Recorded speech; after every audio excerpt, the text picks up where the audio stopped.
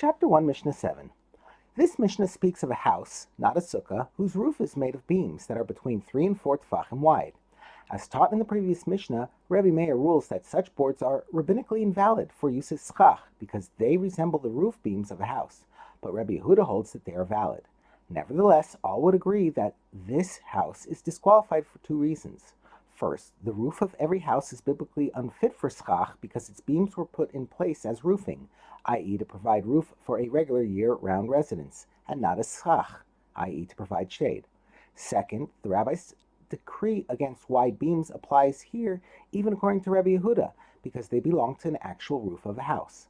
The Mishnah discusses how such a roof can be converted into valid Succah. We now turn to the words of the Mishnah. In the case of a roof consisting of boards between 3 and 4 tefachim wide that has no plaster on it, Rabbi Yehuda says that Beis Shammai and Beis Hillel disagree about how to convert it into valid Succah. Beis Shammai say even if he shifts the boards, i.e. he takes out the nails and moves the board slightly, that does not help. Rather, he must take out every other board and fill the spaces with valid Succah. By shifting the boards, he solves the biblical problem of the beams having been put down as roofing and not Succah, because he thus constructs the roof anew, this time for the purpose of Succah. However, he does not avoid the rabbinic prohibition against using boards that resemble roof beams, for since these boards had once been roof beams, they continue to resemble roof beams. His only option, therefore, is to replace every other board with valid Succah, which solves both problems. It is unnecessary to shift any of the remaining boards.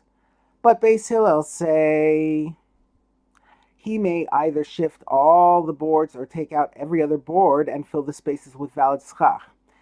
Even the procedure of shifting the boards suffices for both problems.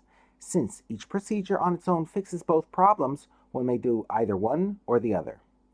In contrast to Rebbe Yehuda, Rebbe Meir holds that there was no dispute between Beis Shammai and Beis Hillel in this case.